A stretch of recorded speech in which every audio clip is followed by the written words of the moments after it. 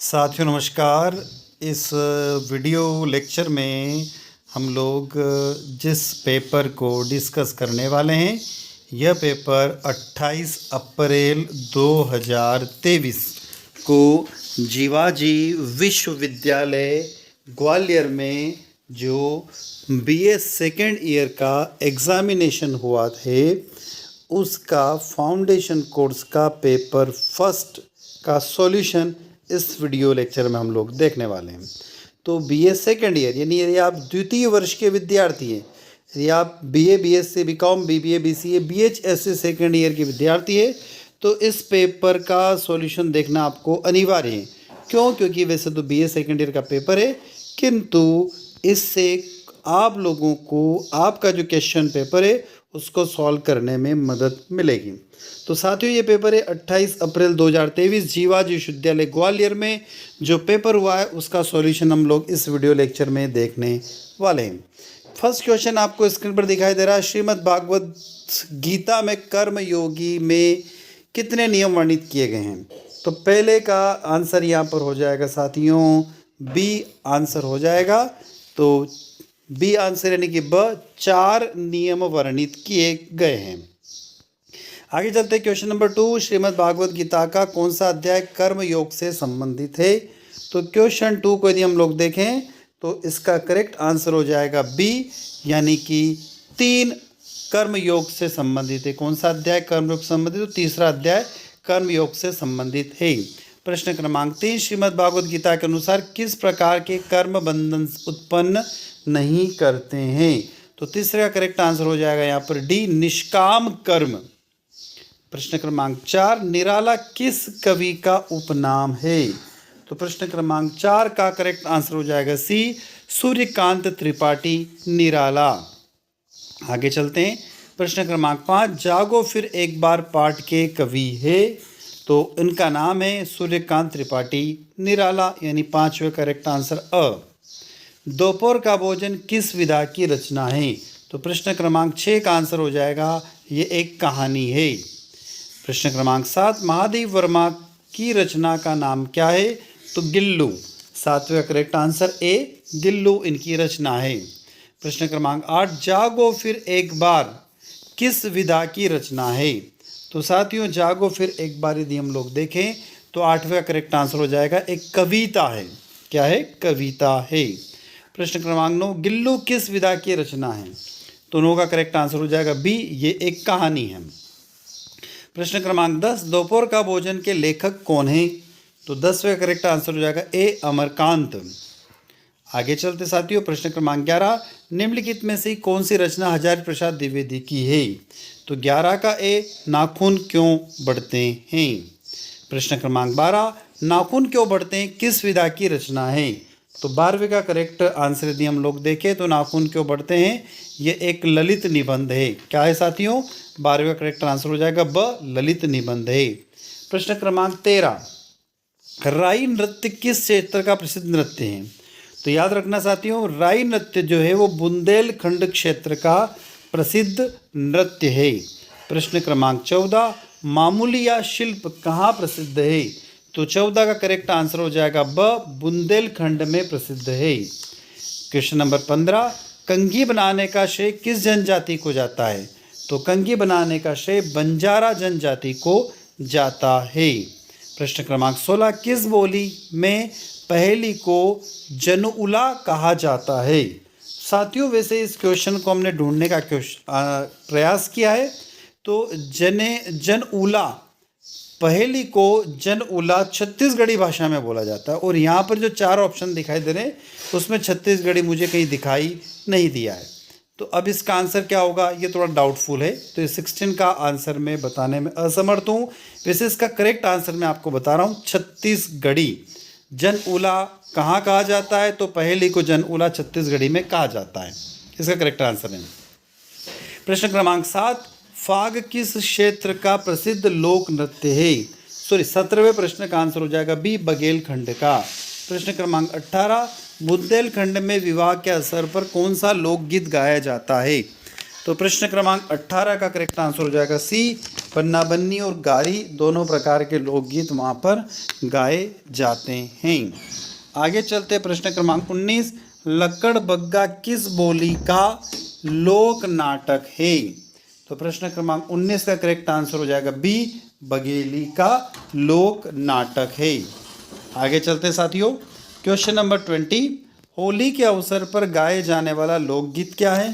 तो हम लोग जानते हैं जो होली है कौन से महीने में आती है? फागुन का महीना। तो फाग महोत्सव के नाम से जाना जाता है, इसलिए फाग वर्ड आ जाएगा यहाँ पर।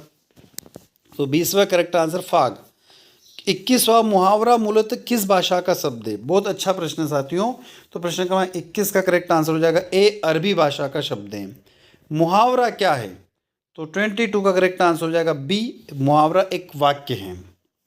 लोकोक्ति और मुहावरे में अंतर लिखिए। तो 23 का करेक्ट आंसर हो जाएगा ए, मुहावरा में लक्ष्यार्थ की प्रधानता होती है, जबकि लोकोक्ति में अभिधेयता की प्रधानता होती है। ये डाउटफुल है, पर इसका हमने जो सर्च किया है, हमने जो ढूंढा है, जो हमें आंसर करेक्ट मिला है, वो 23 का करेक्ट आंसर ए हो जाएगा। 24, अध जल गगरी जलकत जाए। 24 का करेक्ट आंसर हो जाएगा मुहावरा है। लोकोक्ति और सुक्ति यानी उपयुक्त सभी, इसका करेक्ट आंसर डी यानी कि द करेक्ट आंसर है। 25, कलेजा मुंह को आना है। 25 का करेक्ट आंसर ए, यह एक मुहावरा है। 26, समास कहते हैं। तो प्रश्न क्रमांक 26 का करेक्ट आंसर हो जाएगा अ, दो या अधिक वर्णों के परस्पर मेल को समास कहते हैं। प्रश्न क्रमांक 27, हिंदी व्याकरण में समास के कितने भेद हैं? तो 27 का करेक्ट आंसर हो जाएगा साथियों बी, 6 भेद है।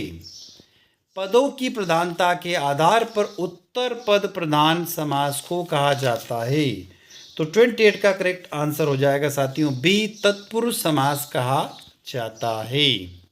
आगे चलते हैं प्रश्न क्रमांक 29, जिस समास के दोनों ही पद प्रधान न होकर कोई तीसरा पद प्रधान होता है उसे क्या कहते हैं? तो 29 का करेक्ट आंसर हो जाएगा सी, बहुब्रीहि समास कहते हैं। प्रश्न क्रमांक 30, हिंदी व्याकरण में तत्पुरुष समास के कितने भेद हैं?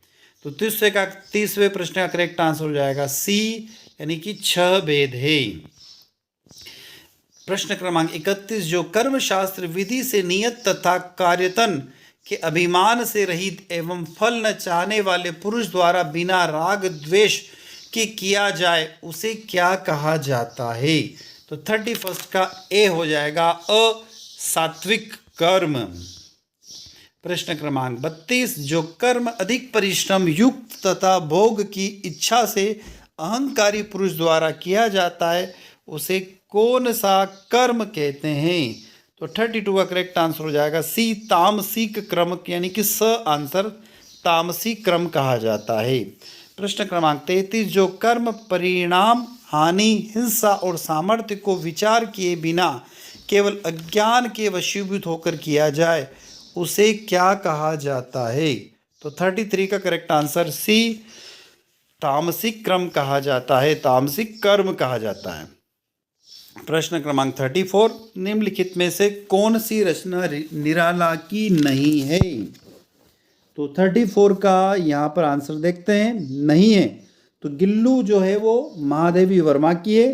तो यहाँ पर कुकुरमुत्ता, परिमल और अनामिका ये सब किसकी? निराला की। तो इसका 34 का करेक्ट आंसर हो जाएगा बी, यानी ब, गिल्लू।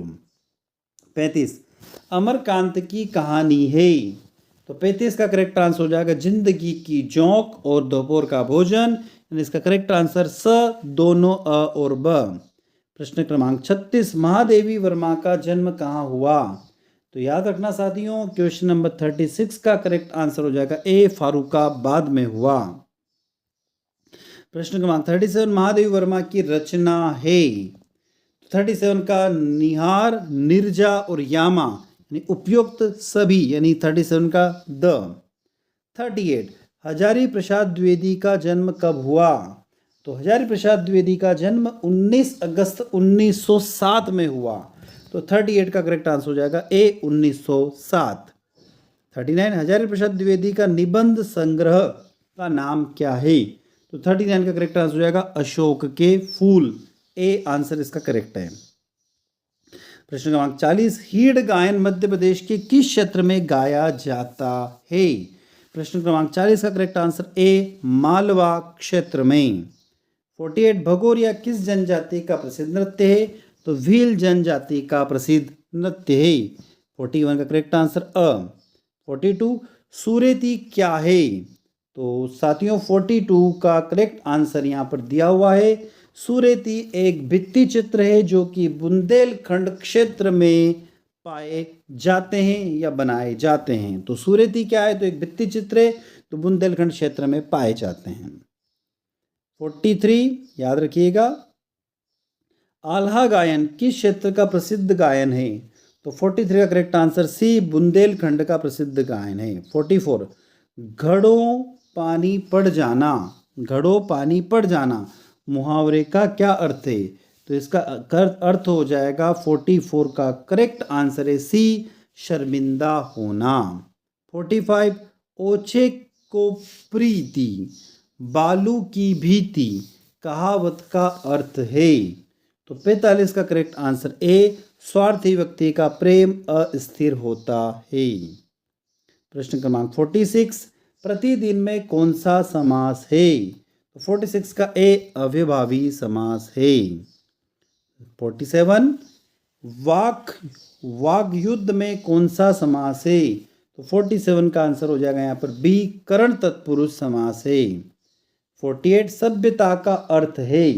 तो इसका अर्थ हो जाएगा किसी देश या समाज को दर्शाने वाले आत्मिक एवं भौतिक उन्नति का सामूहिक रूप, बुद्धिमान होने का गुण और क्षमता और बंधुत्व की भावना, यानी 48 का करेक्ट आंसर द। 49, सूचना समाज की अवधारणा का विकास सर्वप्रथम किसके द्वारा किया गया था? तो इसका आंसर अ, फ्रिट्ज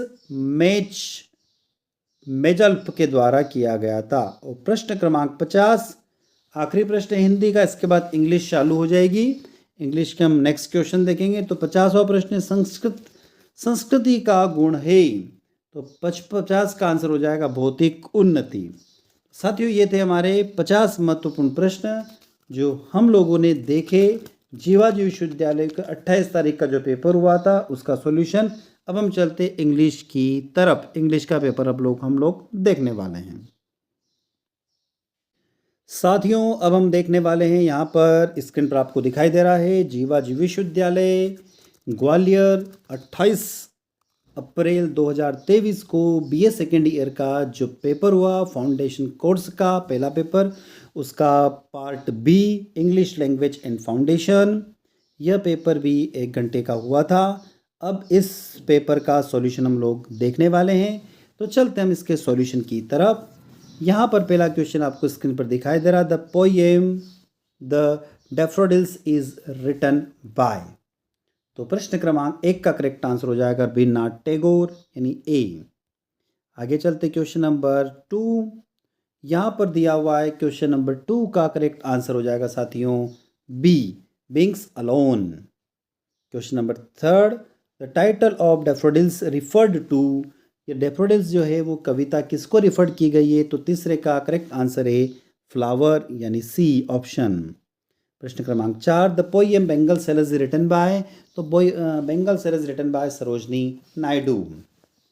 प्रश्न क्रमांक 4 का करेक्ट आंसर बी। प्रश्न क्रमांक 5, the theme of poem bangle sellers is, 5वां का करेक्ट आंसर हो जाएगा सी, सेलिब्रेशन ऑफ वुमनहुड्स। आगे चलते प्रश्न क्रमांक 6, Saroj Naidu was nickname as nightingales of India. तो साथियों प्रश्न क्रमांक 6 जो दिया हुआ है उसका जो ऑप्शन होगा वो ट्रू होगा। प्रश्न क्रमांक 7, who was called missile man of India, आप लोग अच्छे से जानते हैं इसका करेक्ट आंसर क्या होना चाहिए, तो इसका करेक्ट आंसर बी, बिल्कुल। क्वेश्चन नंबर 8, यहाँ पर दिया हुआ है question number 8, patriotism behind politics and religions, ये जो किस बुक से लिया गया है?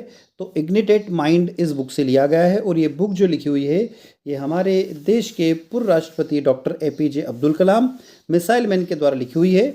और वहाँ से ये जो पेट्रिज्म बिहाइंड पॉलिटिक्स एंड रिलीजन ये लिया गया है। तो कौन सी बुक के साथियों? इग्निटेट माइंड से लिया गया है। प्रश्न क्रमांक 9, a letter to God is written by, तो प्रश्न क्रमांक 9 का यदि करेक्ट आंसर देखें तो डी यहाँ पर ऑप्शन करेक्ट हो जाएगा। प्रश्न क्रमांक 10, लेंचो वॉज अ, तो 10 का करेक्ट आंसर हो जाएगा सी, फार्मर। आगे चलते हैं, question number 11, Lencho was a farmer believed of, तो क्वेश्चन नंबर 11 का करेक्ट आंसर हो जाएगा यहाँ पर बी, गॉड पर, भगवान पर। प्रश्न क्रमांक 12, who read the letter to God posted by Lencho, Lencho ने जो लेटर गॉड को लिखा था उसको किसने पोस्टेड बाय लेंचो, तो यहाँ पर आएगा पोस्ट मास्टर। करेक्ट आंसर इसका बी का करेक्ट आंसर पोस्ट मास्टर। 13वां, the author of God see the truth but waits is, तो प्रश्न क्रमांक 13 का करेक्ट आंसर हो जाएगा यहाँ पर डी।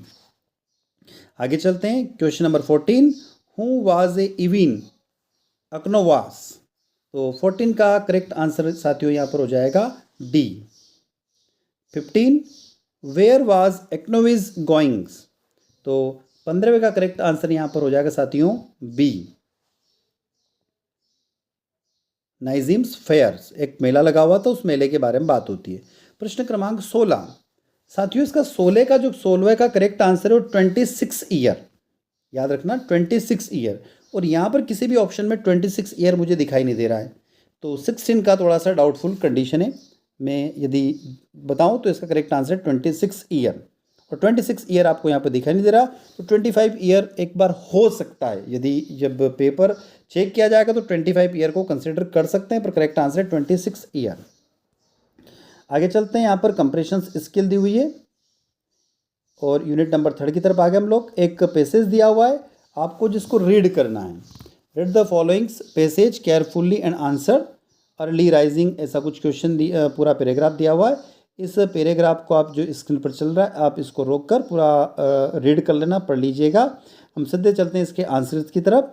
पहला जो क्वेश्चन जो दिया हुआ है क्वेश्चन नंबर 17, इसका करेक्ट आंसर हो जाएगा यहाँ पर early rising leads to good health and happiness, यानी 17वें का करेक्ट आंसर सी हो जाएगा। Question number 18, the effect of working late at midnight, तो 18 का करेक्ट आंसर हो जाएगा यहाँ पर ए, यानी कि खराब हेल्थ के बारे में बात हो रही है। Question number 19, the passage is about, ये 19वां जो प्रश्न है वो पैसेज किसके ऊपर दिया गया है, तो अर्ली राइजिंग बेनिफिट्स के ऊपर बताया गया, सुबह जल्दी उठने के फायदों के ऊपर बताया गया, तो 19 का करेक्ट आंसर सी हो जाएगा। प्रश्न क्रमांक 20, some people say that quiet of midnights is the best only when they burn the midnight oil, तो 20 का करेक्ट आंसर यदि कहें तो ट्रू स्टेटमेंट है ये। 21 की बात करें तो evening exercise is necessary for his health, तो इसका भी ट्रू हो जाएगा। 22 की बात करें, एंटोनिम्स ऑफ एडवांटेज इज, तो एडवांटेज का एंटोनिम्स क्या हो जाएगा साथियों, 22 का करेक्ट आंसर हो जाएगा D, disadvantage. 23, the meaning of happy is, तो हैप्पी का meaning, the meaning of happy is, तो 23 का correct answer B, good feeling. Question number 24 की बात करें तो bad health must in a long run have bad effect on the quality of their work, तो this is a true statement. 25, the man who rise late is a very healthy person, तो 25 का correct answer हो जाएगा false. 26, I am going, क्या जाएगा साथियों, 26 आपने पकड़ लिया, बिल्कुल करेक्ट आंसर है बी ऑप्शन 2 कॉलेज। 27, इसका my sister for play piano, तो 27 का डी। 28 का यदि आंसर देखें तो यहाँ पर आपको आंसर दिखाई देगा बी आंसर हो जाएगा और। 29, Karan Renaj came to college by car, तो 29 का करेक्ट आंसर हो जाएगा B, Karan and Renaj came to college by car, यानी बी करेक्ट आंसर हो जाएगा। 30, the live in a house, तो 30 का करेक्ट आंसर हो जाएगा B, beautiful house. 31, there was a man the temple, तो 31 का करेक्ट आंसर हो जाएगा A, outside the temple.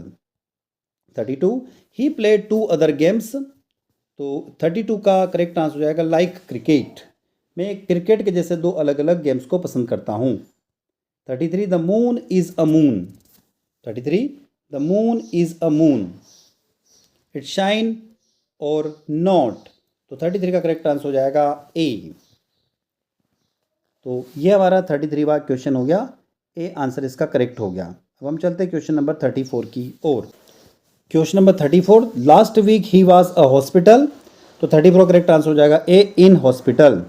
35, my sister, तो 35 करेक्ट आंसर हो जाएगा A, has got the job. 36, we can neither leave today or tomorrow. 36 का A. आगे चल 37, all the shop were closed, it was a public holiday, तो 37 का हो जाएगा बिकॉज, सी। 38 का करेक्ट आंसर हो जाएगा poetry is read by the people. 38 का करेक्ट आंसर ए हो जाएगा। 39, the condition of the poor not good in India, तो 39 का करेक्ट आंसर यहाँ पर हो जाएगा ए, इज। अब चलते हम 39 के बाद में क्वेश्चन नंबर 40 की ओर। क्वेश्चन नंबर 40, प्रश्न क्रमांक 40। प्रश्न क्रमांक 40 जो दिया हुआ है, where there is a will there is a, तो 40 का करेक्ट आंसर हो जाएगा वे, WAY। आगे चलते क्वेश्चन नंबर 41 की तरफ। Which of this is not used for advertisement, advertisement के लिए किसका उपयोग नहीं कर सकते हैं, तो 41 का करेक्ट आंसर हो जाएगा बी, कोर्स बुक का। 42, what is the purpose of an advertisement, advertisement का पर्पस क्या होता है, तो 42 का करेक्ट आंसर हो जाएगा साथियों ए, टू प्रमोट अ प्रोडक्ट। किसी भी कंपनी अपने प्रोडक्ट को प्रमोट करने के लिए क्या करती है, एडवर्टाइजमेंट करती है। क्वेश्चन नंबर 43, क्वेश्चन नंबर 43 यदि हम लोग देखें तो which type of advertisement has a wide range of customers, कौन सा ऐसा एडवर्टाइजमेंट होता है जो कस्टमर के लिए वाइड रेंज होता है, तो 43 का करेक्ट आंसर हो जाएगा यहाँ पर ए, न्यूज़ पेपर। नेक्स्ट है question number 44, basic principle of an advertisement remains the same for the different mediums, तो इसका 44 को यदि हम लोग कहें तो ये एक ट्रू स्टेटमेंट है। Question number 45, language of the notice should be, 45 question है, नोटिस की लैंग्वेज कैसी होना चाहिए, तो सिंपल एंड फॉर्मल होना चाहिए। यदि आप में क्लास में कोई नोटिस आता है तो उसकी लैंग्वेज क्या होना चाहिए, simple and formal. What is the word limit of notice, notice की वर्ड लिमिट कितनी होती है साथियों, याद रखना इसका करेक्ट आंसर होता है ए, 50 शब्द। 47, a notice must contain information, 47 का करेक्ट आंसर हो जाएगा यहाँ पर जो फिलिंग द ब्लैंक्स दिया हुआ है उसके अंदर देखें तो बी, फेशली, FACTUAL। 48, letter written to a friend is an, तो 48 का करेक्ट आंसर हो जाएगा A, informal letter, informal letter. यदि हम किसी भी हमारे फ्रेंड को लेटर लिखते हैं तो वो फॉर्मल लेटर ना होकर इनफॉर्मल लेटर होता है। 49वां question, how do you address the recipient in the formal letter, formal letter जब हम किसी कोई लिखते हैं तो उसमें हम कौन से वर्ड का इस्तेमाल करते हैं, तो 49 का करेक्ट आंसर हो जाएगा बी, डियर सर और मैडम हम शुरुआत में लिखते हैं। और ये जो इनफॉर्मल के लिए hello, dear brother, dear sister, dear friend इस्तेमाल करते हैं। 50वां क्वेश्चन जो है उसका यदि हम स्टेटमेंट देखें, a formal letter should be in the proper format, तो बिल्कुल फॉर्मल लेटर जो होता है प्रॉपर फॉर्मेट में लिखा जाता है, तो ये स्टेटमेंट ट्रू है। 51, application is an informal letter, तो 51 का करेक्ट आंसर हो जाएगा false. 52, vowels and consonants are sounds, तो साथियों याद रखना वोवेल्स में तो साउंड होता है पर कंसोनेंट में साउंड नहीं होता है, इसलिए 52 इसका स्टेटमेंट हो जाएगा false. Word are build up from vowels and consonants, बिल्कुल करेक्ट आंसर है, कोई भी वर्ड जो होता है वो वोवेल्स और कंसोनेंट से मिलकर बना होता है, तो ट्रू आंसर हो जाएगा। क्वेश्चन नंबर 54 की बात करें तो speaking is a combination of verbal and non verbal means, तो 54 का ट्रू स्टेटमेंट हो जाएगा। क्वेश्चन नंबर 55 लास्ट क्वेश्चन है, how many vowels are there in English, तो हम लोग जानते हैं AEIOU यानी 5 वोवेल्स होते हैं। तो साथियों ये हम लोगों ने देखा 28 अप्रैल 2023 यानी 28 अप्रैल 2023 को जीवाजी विश्वविद्यालय ग्वालियर में जो पेपर हुआ है BA सेकेंड ईयर का द्वितीय वर्ष का फाउंडेशन कोर्स का प्रथम पेपर, इसमें हमने हिंदी के 50 और इंग्लिश के 55 क्वेश्चंस का सॉल्यूशन हम लोगों ने देखा। आई होप ये वीडियो लेक्चर आप लोगों को अच्छा लगा होगा, अच्छा लगता है तो वीडियो को लाइक करिएगा, यदि अपने दोस्तों के साथ जुड़े हुए तो अपने दोस्तों के साथ में इसको अवश्य शेयर करिएगा, और चैनल पर नए तो चैनल को सब्सक्राइब करना ना भूलें, बेल आइकन को प्रेस करिएगा तब ताकि हमारे इस चैनल के सभी लेटेस्ट नोटिफिकेशन आपको मिल सके। तो साथियों हो सकता है कि ये जो क्वेश्चन है 105 क्वेश्चन, इनमें कुछ क्वेश्चंस के आंसर मिसमैच हो या कुछ उसमें प्रॉब्लम हो, पर हमने कोशिश करी है कि सभी क्वेश्चन के आंसर सही सही आप तक पहुंचाएं।